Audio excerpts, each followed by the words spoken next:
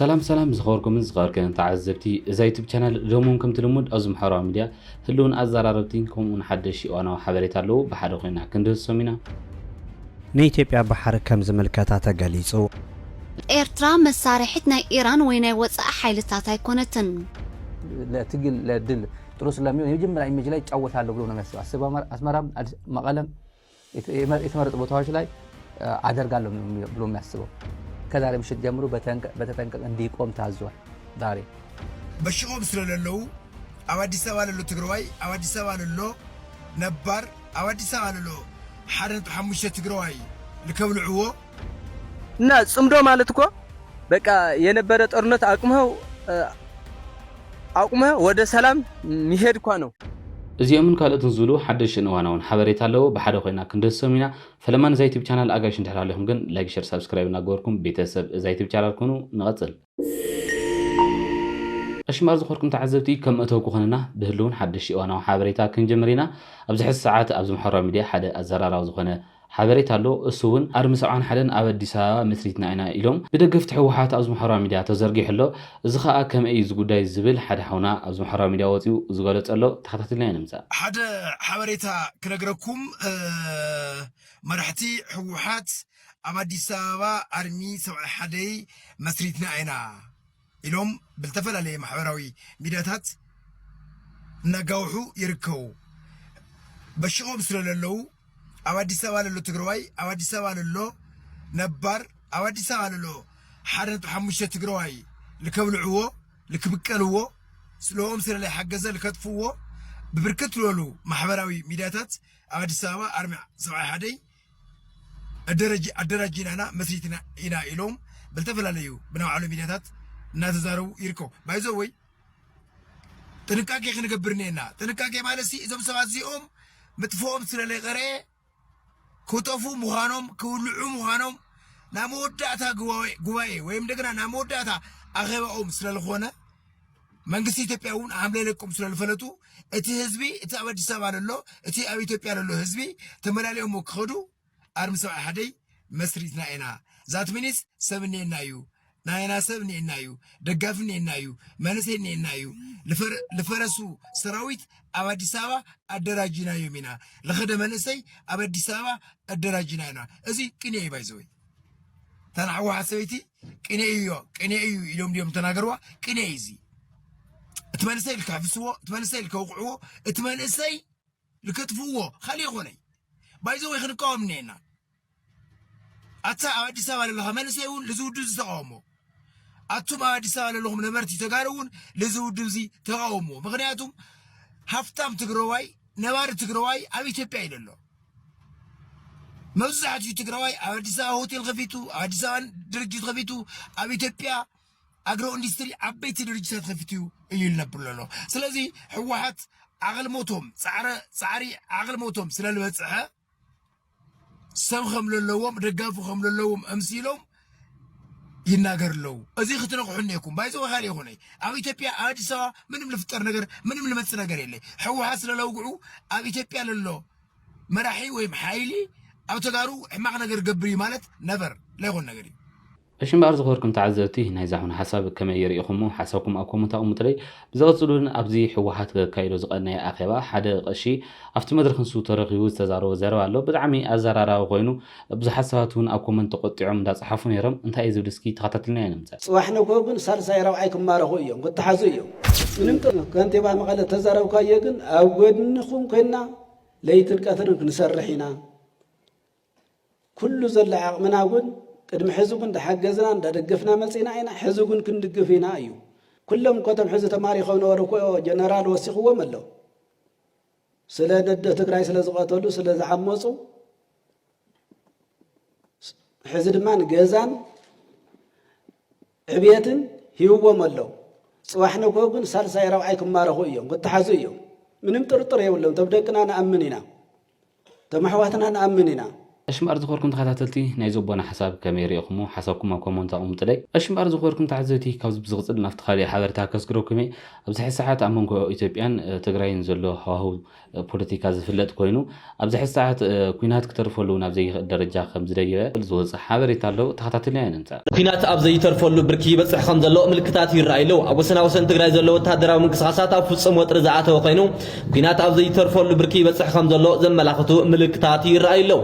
عبيتي وتهدراو مقصاصات بوغن فيدرال ناب انفتات رايا قبو سقطا كم اون بوغن عفر زلو سراويت مكلاخل هاجر مس زمناوي مكنايزدو بعضي لعل صعقياتن يراغفن كم زلو تحبيرو بتوسخي درونات ابتخاب تدغاغامي بمزوار حبريتا ناي مكاون مكتالن سرحتي يكايدا خم زلوا تفليتو بوغن حوحات دما اكبر رايا حيال وتهدراو مقصاص زغبر زلو خوينو بحدش سلطن تستمله تشكركرتي كم توسخ حيلي نابتي زوايتو كم زلو تفليتيو اوسنا وسن كبابتات ون ناي مدلاو دفعات ناي مسراح سراحت بصفحات يكايدو مهلاو منجتات يحبر لو زي كلتي وغن ابدواتن وتهدراو دفعاتن زكايدو زلو لعل مدلاوات اتخابينا ناب كال زور قچتنا يمتاو عدلو ازيل المخانو زم ملاختيوم أشم أرز خوركم تعذبتي إذا حواريتها كم تنكهاتلو تصحنا يمثل بزغسلون زخوركم تعذبتي بوجد مكلاكي حيار زخونه متنقاتها ناب تجري يلقى الله ويدما يلقى خليه أزم حرام ليه حدا متنقاتها هايدو ستوبوسات اللو تخاتتنا نمتا يا ير خيلو عزاج የመጨረሻውን ተናገሩ ጠላት የሰራማ አማራጭ እንችላብሎ ወደ ውጊያ ከገባ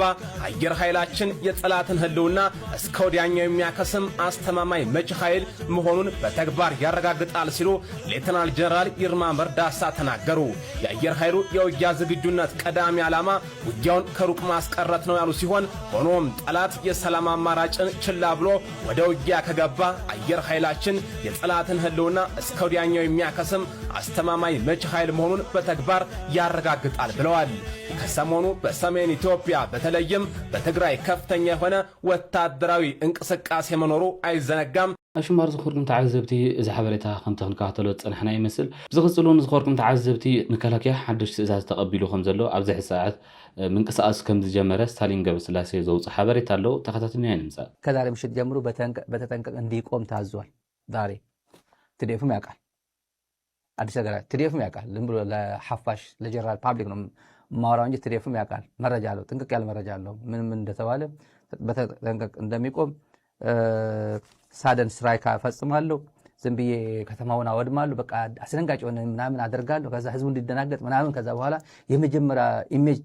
ለትግል ለድል ጥሩ ስለሚሆን የመጀመሪያ ኢሜጅ ላይ ጫወታለሁ ብሎ ነው የሚያስበው አስመራም መቀለም የተመረጡ ቦታዎች ላይ አደርጋለሁ ብሎ የሚያስበው ብሎ ነው የሚያወራው እሱ ወታደራዊ አካባቢዎች የሚያወራው ሶስተኛ አጀንዳና አዲስ አበባ ላላችሁ ተመልካቾች አዲስ አበባ ላላችሁ ኤርትራውያን ተጋሩ አማራ ተወላጆች በተለይ ሌሎችን አያሰሙ የኦሮሞ ተወላጆች አያሰሙ ይያልኩኝ አይደለም በተለይ ደግሞ ነው የምለው ተጋሩ ኤርትራውያንና አማራ ሚስጥር ያቀብላሉ ወይ ወደ ፋኖ ሚስጥር ያቀብላሉ ለሻዕቢያ ሚስጥር ያቀብላሉ ለህወሓት ሚስጥር ያቀብላሉ ለትዲፍ የሚባሉ ተብሎ የሚጠረጠሩ ለዩ ተብሎ አዲስ አበባ ያሉት ባንዳዎችን አሰማርቶ ሊስት አድርጎ ሊያስር ነው ከነገ ጀምሮ ሊያስር ነው ከሰልፍ ጋር በተለይ ደግሞ ከሰልፍ ጋር በተያያዘ ባለፈው ቅዳሜ ሐምሌ 11 ነው ሐምሌ 11 ነበር ሰልፍ ያው ፌል አድርጎባቸዋል የምታውቁት ሀዘን ቤት መስሎ ቀብር የተጠሩ ነው ይመስሉ ተቀበስ ስለስራትና አልነበረምና እዚህ ላይ ሆነ እንዴት እንደዘገብነው እንዴት አድርገን ስንከላከል እንደነበረ ይሄ እንዴት ፌል እንዲያደርግ እንዴት አድርገን እንደሰራን አይ ቲንክ ተማልካች የሚያውቀው ይመስለኛል በተለይ ፕሮግራም ይከታተሉልኝ አዲስ አበባ ተቀምጠው ግን አገለስ ሰልፍ ሰጥቷል የሚባሉ ሚዲያ ላይ የሚታወቁ ለሰቦችም በጥርጣሬ በሙሉ ከነጀምረው ልቀሟቸው ተብሏል ከነገ ከሰዓት ጀምሮ እንግዲህ የምትሰሙ ሶሻል ሚዲያ ላይ እገሌ ታሰረ ልትሰሙ ትችላላችሁ ኤርትራውያንም ይታሰራሉ ተጋሩም ይታሰራሉ የአማራ ተወላጆችም ይታሰራሉ የሰማ ነው ሌላ ይታሰርም እያልኩኝ አይደለም ግን ቢያንስ ታርጌት የሚደረጉት እዚህ አካባቢ ናቸው ልዩ አውሮፕላን ተልኮላቸው የኢትዮጵያ አየር መንገድ ማንንም ተሳፋሪ የሚሳፈርበት ሳይሆን በልዩ በረራ ተልኮላቸው ሁሉ ሐራ መሬት ወደ አዲስ አበባ እንዲመጡ ተደርጓል በአስቸኳይ ስብሰባ ተጠርተው ዛሬ አዲስ አበባ ገብቷል በሙሉ ለልዩ ወታደራዊ ስብሰባ ነው የተጠሩት የሰማ ነው ዛሬ አመሻሹ እዛው ስብሰባ ላይ ናቸው ዛሬ አመሻሽ አሁን ጭምር ስብሰባ ላይ ናቸው እና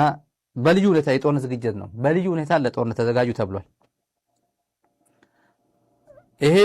ሰመራ ያሉት አመራሮች እና አመራሮች ከፍተኛ አመራሮቹና ተራ አካባቢ ስታፍ አባላት የሚባሉት አጃቢ ምናምን የሚባል ስታፍ አባላት ከስክስ ጫማው ምናምን ባለፈው ተሰጥቷቸዋል። ዩኒፎርም አልለበሱትም። ከስክስ ግን ሄድኳርተር ስለሆነ ስታፎቹ ምናምን ውሰዱ ተብለው ወስዷል። ተራ እግረኛው ላይ ግን አልደረሰም። ኢቭን ከስክስ ጫማ ምናምን አልደረሳቸውም። ይሄንንም እንንገራቸው። ይሄ አዲስ አበባ የሄዱት ዛሬ ይጨርሳሉ። ነገ ከሰዓት በኋላ ወደ ሰመራ ይመለሳሉ። ወደ ግዳጃቸው ማለት በተጠንቀቅ ነው የቆሙት። የኢትዮጵያ መከላከያ ሰራዊት ከዛሬ ምሽት ጀምሮ በተጠንቀቅ እንዲቆም ታዟል። ዛሬ ትዴፍም ያውቃል። አዲስ ነገር ትዴፍም ያውቃል። ዝም ብሎ ለሐፋሽ أشمار زخوركم تعذبتي إذا حبريتها كم تخنكاتلو تصنحنا يمثل بزغصلون مكلاكيا بقبب بيلون هاب تግራይ ካአትዙ ዝገብሮ ዘሎ ምድላው ከም ዘሎ ሃይለ ደደቢቱ صحابريت አሎ እሱን ተኸታትልና ያንምሳ መከላከያ ሸፋት ሒዘ ብቆቦ ካአቱ እየ ዝብል ውሳነ ወሲኑ ይደፍእ ኣሎ ይተኣኻኸብ ኣሎ እዚኦም ንምንታይ ኢና ነፍልጦም ንምንታይ ኢና ናብ ማሕበረሰብና ናብ ሕብረተሰብና እነቕርቦም ዝብል ግልፂ ንዓኹም ህዝብና ክፈልጦ ኣለዎ ዝምልከት ኣካል እውን ክፈልጦ ኣለዎ ነቲ ዝምልከቶ እንሰደሉ ዲቴይል እዩ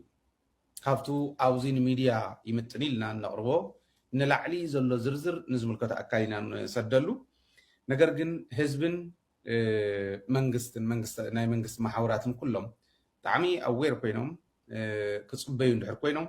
ናይ ግድን ሚድያ ክሰርሑ ዘለዎ ብግዚኡ ክሰርሕ ይኽእል ኣለዎ እዩ ናይ ኢትዮጵያ ሰራዊት ብቆቦ ከባቢ ካብ ቆቦ ጥራሕቲ ኣይኮነ ካብ ላሊበላ ካብ ላስታ ላሊበላ ሒዙ እስካዕ ናይ ዓፋር ከባቢ እዩ ግን ማእኸሉ ቆቦ ዝገበረ ከም ዝኸውን እዩ ዝሕበር ዘሎ ሸፋቱን ናይ ኣምሓራ ሓይልታትን ሒዘ ከኣቱ እየ እዩ መከላከያ ከም ዘለዎ ኣብቲ ከባቢ 4 እዝ ኣለዋ ብዓፋር 2 በምሓራ 2 እዚአን 4 እዚ 6 ኣርምታት ኣለወን 6 ኣርሚ ክብል ከለኹ 4 ዝብሎ ዘለኹ ኣብ ቅድሚት ዘሎ እምበር ብድሕሪት እውን ኒዋንዴ 12 እዚ ዘለዎ ጠቕላላ ብዘይ ሸፋቱ ናይ ባዕልና ሸፋቱን ብዘይ ናይ ኣምሓራ ሓይልታትን 12 እዚ ኣለዎ መበል 12 መካናይዝድ ዝበሃል እዚ እዩ ሾማ ኣብደታ ዝበሃል ጀነራል ዝመርሖ ለዘን 4 ብቅድሚት ዘለዋ 6 ጠቕላላ 24 ኣርሚ ፕላስ ሸፋቱ ዓፋር ዘለው ብሰቆጣ ዘለው ሸፋቱ ድሕሪ እውን ናይ ኣምሓራን ናይ ዓፋርን ሓይልታት እውን እኒዮም እቲ ናይ ዓፋር ሓይሊ ቁሩብ ፅንሒልና ክንመፆ ኢና ኣብ ካሊእ መደብ ምክንያቱ ካሊእ እውን ይበሃል ስለ ዘሎ እቲ ናይ ኣምሓራ ሓይሊ ግን ኣብዚ እውን ክንሪኦ ኣለና ኣምሓራ ነንባዕሉ የባልዖ ከም ዘሎ ኣብዪ ኣሕመድ ኩልና ንፈልጦ እዩ ኣድማ ብተናን ፖሊስን ምልሻን ተኣኪቦም ምስ ናይ ባዕሎም ምስ ደቆም ምስ ወለዶም ምስ ፋኖ እዮም ዝገጥሙ ዘለው እዚ ህዝቢ ኣምሓራ ከጠፍእ ኢሉ ኣብዪ ኣሕመድ ፈኪሩ ይኽብሎ ከሎ ታየ ደንደኣ እዚ ማለት እዩ ኣምሓራ ከመይ ይጠፍእ ከም ዘሎ ኣብ ጎጃም ዘሎ ኣብ ሰሙን እዚ ሙሉእ ዝካየድ ዝኒሄ ሓያል ናይ ጎጃም ውግኣት እዚኣቶም ጥሒሰነ ትግራይ ክሓልፍ እየ እዩ ትርጉሙ ነገር ግን ብጣዕሚ ንባዕሎም ውሉ ዝገብርሉ ዘለው እዩ ኣምሓራ ግን ከመይ የጥፍኦ ከም ዘሎ ረኣዩ ኣድማ ብተናን ካሊእ ከዓ ዘስልጠኖም ናይ ኣምሓራ ምልሻን ዝተወሰኑ ሸፋቱ ናይ ባዕልና እውን ዘስልጠኖም ኣለው ቆቦ ከባቢ ሓላዊ ኢሉ ማለት እዩ ብቆቦ ናብ ራያ ከባቢ ናይ ደቡብ ትግራይ ሓላዊ ዘብ ኢሉ ዘስልጠኖ ኣሎ እዚኣቶም ሒዙ ክዓቱ እዩ ዝብል ዘሎ እቶም 24 ኣርሚ ንብሎም ዘለናን ፕላስ ሸፋቱ ትግራይ ከምኡ እውን ናይ ኣምሓራ ሓይልታት ሒዘ ከኣቱ ይብል ኣሎ ኣሽምባር ዝኸርኩም ተዓዘብቲ እዚ ሃይለ ዘቕርቦ ሓበሬታ ከምቲ ክንከታተሎ ፀንሕና ይመስል ብዝቐፅሉን ኣብ ዝሓለፈ ሰሙን ናብ ትግራይ ተመሊሱ ክመፅእ ትፅኢት ዝግበረሉ ዝነበረ ናይ ኣሜሪካ ኣምባሳደር ኤርቪን ማሲንጋ ማለት እዩ ኣብ ዝሓለፈ ረውዕ ክምለስ ምዃኑ ሓበሬታ ኣብ ዘመሓላለፍናዮ ኣብ ዝሓለፈ መዓልትታት ነገርናኩም ነርና ኣብዚ ሕዚ ሰዓት ንምንታይ ኢላ ተመሊሱ ዘይመፀ ዝብል ሓደ ዝተሰርሐ መደብ ኣሎ ተኸታትልና ንምፃ እዚ ናይ ኣሜሪካ ኣምባሳደር ኤርዊን ማሲንጋ ዝሓለፈ ረቡዕ ክመጽእ ምሽተ ፊሉ ነይሩ ባዕሉ ኣማኒኤል ሰፋ እውን ቃልኣት ኢሎም ከይዲ ዝነበለ ንኣማኒኤል ሰፋ እውን ንሱ ኢሉ ኣቲ ከይዲ ነይሩ ክመጽእ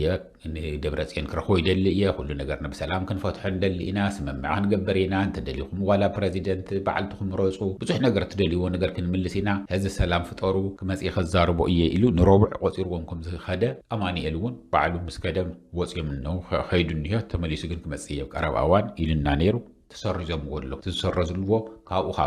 ኣሜሪካ ኤምባሲ ባዕሉ ዝረኸብናዮ ፍልፍል ስለ ዘለውና ነጊሮምና ኣለዉ ናይ ኣሜሪካ ኤምባሲ ጥራሕ ኣይኮነን ናይ ሕብረት ኣውሮጳ እውን ኣምባሳደራት ተስታውስዎም ናይ ጣልያን ናይ ጀርመን ናይ ፈረንሳይ ናይ ገለ እናተባሃሉ ብሓደ እዮም ዝመፁ ዝነበሩ ጥቕልል እንትትለ ከዓ ሕብረት ኣውሮጳ ማለት እዩ እዚ ዓብይ ኣሕመድ ለይትን ቀትርን እናደወለ ንንፃርቃን እናሰደደ ኪዱስ ትርክብ ፍቃብ ቀደም ጀምርኩም ርክብ ኣለኩም እዩ ከይድኩም መዛረብዎ ምንድን እናበለ ብፍላይ ታኸንቀብሮ ኢና እትብል ታኸንቀብሮ ኢና እታ ናይና ነፃነት ናይና ሰላምና ንረኽባ ኣብ መቃብር ዓብይ ኣሕመድ እያ እትብል ብጣዕሚ ኣርዒዳቶ እያ ዘላ ሊትራሪ ኣዕቢዳቶ እያ ዘላ ንዓብይ ኣሕመድ ዘይድውለሉ ኤምባሲ የለ ሕዚ ግን ከም ሓደ እንተተዛትየምሉ ይኹኑ ተስገለ ከምቲ ኤምባሲ ከምቶም ፍልፍልና ዝነገሩና ተዛትየምሉ እዮም ናይ ሕብረት ኣውሮፓን ናይ ኣሜሪካን ኤምባሲታት ተዛትዮም ምን ክንገበር ይንኽእልን ብትግራይ ኣንፈት ሓቂ ተዛሪቦም ዓዊሎም ንትግራይ መፅዮም ንስኻትኩም ምንም ዓገብ ገበርኩም ምን ዓገብ ገይሩ ዝንሄ ዓብይ ኣሕመድ እዩ ውዕል ፕሪቶሪያ ፍሪሱ ዝንሄ ዓብይ ኣሕመድ እዩ እንተዝብሉ ብጣዕሚ ጽቡቕ ነይሩ ግን ንሱ ዝብለ ይመስለንን መፅዮም ናብ ትግራይ ዋላ እንትኸድውን ከምኡ ዝብለ ይመስለንን ደው ገለብለና ኣለኹ ሽምግል እዮም ዝደልዩ ነይሩ ምንበር ያው ዓባይ ዓዲ ያ ኢትዮጵያ ክትፈርስ የብላን እንድሕር ህዝቢ መፅዮም ዞም ናይ ትግራይን ናይ ኣምሓራም ናይ ተፈላለዩ ክልላትም እንድሕር ተኣኪቦም መፅዮም ኢትዮጵያ ክትፈርስ ትኽእል እያ ስደተኛታት ከዓመ ኣውሮጳን ኣሜሪካን ክዕለቕልቕዎ እዮም 130 ገለን ሚልዮን ህዝቢ ዘለዎ ዓዲ ክፈርስ የብሉን ዓረብ ዓዲ እውን ከም ዘሎ ክኸዱ እዮም ዝብል ጭንቂ ስለ ዘለዎም ዝኾነ ኮይኑ ንሱ ይፅንሐልና ናይና ንሕና እውን ዘቐመጥናዮ እዩ ያው ሲአይኤ እዩ ቀሚጥዎ ናብ ስልጣን ዘውፅኦ ናይ ኣሜሪካ ኤምባሲ ዓብይ ነይርዎ እዩ ዓብይ ኣሕመድ ንኸመረፅ ምክንያቱ ምስኣቶም ስለ ዝሰርሕ ማለት እዩ ከዚ ግን ጥፍኣት ናትካ እዩ ኢሎምዎ ኣሎ ጥፍኣት ብደንብ ጌርኩም ስምዑ ንሰማዕተይ ብደንብ ጌርኩም ስምዑ ጥፍኣት ናይ ባዕልካ እዩ ንሳቶም ኩሉ ተዓጊሶም እዮም ብዙሕ ነገር ትገብር ነርካ ኢኻ ንመኽረካ ነርና ኢና ብፍላይ እቶም ናይ ሕብረት ኣውሮጳ ነጊሮምዎ እዮም ሓቁ ናይ ኣሜሪካ ቁርተይ ይላሳለስ እዩ ምስኣቶም ብመዓልቲ ከዓ ስለ ዝራኸብ ልስልስ ዝበለ እዩ ዘዋር እዮም ስንጌታቸው ስን ዓብይ ኣሕመድ ስልኪ ወዲያው በብመዓልቱ ዝደዋወሉ እዮም ግን ተኣኪቦም ሪኦምዎ ዝነበሩ ምንም ነገር ለውጢ ከም ዘይብሉ ደው ኢሎም እውን ሓቲቶም ግን መፅኢና ኢሎም ንመቐለ ደው ኢሎም ሓቲቶም ነይሮም እዮም እንደገና ተኣኪብና ክንመፅኢና ክንረኽበኩም ንደሊ ኢና ዶክተር ደብረጽዮን ክንረኽቦ ንደሊ ኢና ድሕሪ ህዝቢ ንድሓር ተዛሪብካ ምዝራብ ገለ መለ ጌርካ ዝመፅእ ሓደ ነገር የለን ብትኽክል ክትዛረቡ ብትኽክል ከተማያይጡ ብትኽክል ስራሕ ክስራሕ እንድሕር ኮይኑ ትውዕል ፕሪቶሪያ ይተግበር ተማዛበልትና ይመለሱ መሬትና ካብ መሬትና ይውፅኡ ንሕና ናይ ካልእ ዝሓተትናዮ ነገር የለን ናውዚ መምፃእ ኣየድልየኩምን ንሕና እኳ ሓንትን ታንስኻትኩም ዘፈራረምኩምና ዝተግባራዊ ትኾኑ ኢና ንብል ነር ንሳ ግን ኣይተገብረትን ክገብርካ ዓምዲ ድሌት የብሉን ስለዚ ናውዚ መምልላስኩም ዝምፅእ ለውጢ የለን ምስ ተባሃሉ እሞ ክትቀብሮ ኢና ክነጥፍኦ ኢና ክነወግደሉ ኢና ትብሉ ዘለኹም እወ ንሱ ኢና ንብል ዘለና በቃ እዚ እዩ እምበር ብሰላም ክኸበልና ዓብይ ኣሕመድ ዝገብሮ ነገር ስለዘየለ ንሱ ኢና ንብል ዘለና እወ ኢሎም መፍርጦም ኢሎም ምስ ተዛረብዎም ኣይንኸድን ኢሎም እዮም ንዓብይ ኣሕመድ ንትግራይሲ ኣይንኸይድን ረበይዛኻትኩም እንተበለ ሽማግለ እንተሰደደ ናብ ሓደ ኤምባሲ እንተደወለ ገ ዘወርበል ኢሎምዎ ኣለዉ أشمار ظهوركم تعزبتي كوز بزغصل نقول صمدو كنسل غرينا حدا تي دي اف ابز حس ساعات امون جوز بتاع تفاضل زلو صمدو ويلما هزبي مرخاب سلام نغهلو عوي تصفى زلو نغري كل حدا تغدلا ويلما تي دي اف غليص الله تاتاتلنا ينمصا ምንድነው ጽምዶ የሚደብራችሁ ሰዎች አላችሁ እና የሚደብራችሁ ከሆነ ታንቃችሁ ሙቱ እና ጽምዶ ማለት እኮ በቃ ለቀጠናችን ሰላም የሚያረጋጋ ሰላም ለህዝባችን የሚፈጥር የተደራጀ እኮ ነው እና ጽምዶ ማለት እኮ በቃ የነበረ ጦርነት አቁመህ ወደ ሰላም ሚሄድ እኮ ነው የነበረ ጦርነት ትተህ በቃ ወደ የተሻለ ሰላም ሚሄድ እኮ ነው أشمار ظهوركم تعزبتي كوز بزغصل قيح بحري نኢትዮጵያ የምልከታዩ ዝብል ሓበሬታ ወፅሎ ተኸታተለ ያነምሳ ንኢትዮጵያ በሐር ከም ዝምልከታ ተገሊጹ አምባሳደር አሜሪካ በኢትዮጵያ ዝነበረት ሂቦርናጂ ኣብ ገጻ ቴክስ ኣብ ዘስፈረ ጽሑፍ ኣማያት ቀሕ ባሕሪ ናይል ዘሎ ኣተሓዛ ተመሳሳሊ ክኸውን ከም ዝፀውዐ ንናይ ኢትዮጵያ እማመ ምድጋፍ እውን ተሓቢሩ ኣብ ቀሕ ባሕሪ ዘሎ ረኣያ ምስ ቀሕ ባሕሪ ዝደዋቡ ሃገራት ጥራይ ቀሕ ባሕሪ ከም ዝምልከተን ዝገልጽ ካብ ኮነ ንማያት ኣባይል ናይል ዝምገባ ሃገራት እውን ናይል ከም ዝምልከተን ብምጥቃስ ከምቲ ግብፂ ኣብ ቀሕ ባሕሪ ኣብ ናይል እውን ተመሳሳሊ ክትቀርብ ፀዊዑ ኣሎ ኤርትራን ግብፅን ኢትዮጵያ ኣብ ቀሕ ባሕሪ ክትቀርብ ከም ዘይብላ ክሕብራን ከለዋ ኣብ ማያት ኒል ዘሎ ኩነታት ክርዳኣ ከም ዘለዋን ማይ ናይ ሓባር ምዃኑን ናይል ዝውስና እውን ኩለን ሃገራት ክኾና ምዃነን ክዝንጋዕ ከም ዘይብሉ ገሊጹ ኣሎ ከም ኣገላልጻ ኣሜሪካዊ ዲፕሎማሰኛ ቲቦር ናጂ ሃገራት ተሻሪኸን ክነብራ ማይ ናይ ሓባር ምዃኑ ክርዳኣ ዝመልከተ ኮይኑ ንኢትዮጵያ ካብ ማያት ቀሕ ባሕሪ ምጉናይ ካብ ጥቕሚ ጉድኣቱ ከም ዝበዝሕ ገሊጹ ዝቕፅል ናብ ካሊእ እዋናዊ ሓበሬታ ከስክረኩም እየ ተኸታትለና ንመለስ ኤርትራ መሳርሒት ናይ ኢራን ወይ ናይ ወፃኢ ሓይልታት ኣይኮነትን ኣምባሳደር ኤርትራ ኣብ ኢጣልያ ኣቶ ፍስሐ ጽዮን ጴጥሮስ ኣብ ሓንቲ ጋዜጣ ናይ ኢጣልያ ኣብ ዘስፈሮ ጽሑፍ ኤርትራ መሳርሒት ኢራን ወይ ካልእ ናይ ወፃኢ ሓይሊ ከም ዘይኮነት ጠቒሱ ኣምባሳደር ፍስሐ ጽዮን ጴጥሮስ ኣብቲ ናብታ ጋዜጣ ዝለኣኾ ጽሑፍ ኤርትራ ንኢትዮጵያ ብመገዲ ወደብ ዓሰብ ንግዳዊ ምንቅስቓስ ክትገብር ከም ዘይከልከለታ ብምግላጽ ተጠቃምነት ወደባት ኤርትራ ብናጻ ንግዳዊ ስምምዕ ንክልቲአን ሃገራት ተጠቀምቲ ብዝገብር ዝከናወን ምዃኑ ኣረዲኡ ኣምባሳደር ፍስሐ ጽዮን ኣብ መንጎ ተጠቃምነት ወደብን ሕቶ ልኡላውነትን ግዝኣታዊ ቁፅፅር ወይ ቀዋሚ ወተሃደራዊ ህላወ ንጹር ፍልሊ ከም ዘሎ ብምሕባር ኢትዮጵያ ኣገልግሎት ወደብ ክትረክብን ናይ መተሓላለፊ ኮሪዶር ክህልዋን ክትዛተንበር ፈጺማ ዋንነት ወደብ ክትሓትት ከም ዘይትኽእል ኣረዲኡ ኣምባሳደር ፍስሐ ጽዮን ዓሰብ ዘይትቕየር ኣካል ልኡላዊ ግዝኣት ኤርትራ ምዃና ኣስሚሩሉ ኣምባሳደር ፍስሐ ጽዮን ምስ ኢራን ተኣሳሲሩ ዝወሃብ ትረኻ ክዕረ ከም ዘድልዮ ብምብራህ ወደብ ዓሰብ ንኢራን ከም ዝተዋሃበ ኣምሲልካ ዝወሃብ መግለጺ ኢትዮጵያ ነቲ ዘለዋ ባህጊ ኣህጉራዊ ደገፍ ንምርካብ ብምባል እትህቦ መግለጺ ምዃኑ ኣነጺሩ ኤርትራ ናይ ኢራን ወይ ናይ ካልኦት ናይ ወፃኢ ሓይልታት መሳርሒት ከም ዘይኮነ ዝሓበረ ኣምባሳደር ፍስሐ ጽዮን ኤርትራ ንኢራን ሓዊስካ ምስ ብርክት ዝበለ ሃገራት ንቡር ዲፕሎማስያዊ ዝምድና ከተካይድ መሰላ ምዃኑ ኣነጺሩ أشمار زغوركم من زخير كان تعذبتي زي يوتيوب channel نزلوا معلز زنورو حدش إنه حبرتها أزوم كن قاتل متصنحنا يوصلوا أبقى علي بخلوة مساسالي حدش إنه حبرتها تمريسنا أقسام الرخب نزل channel حدش زغونكم حزون سبسكرايب نقولكم بيتزوكونوا أبزز لهم سلام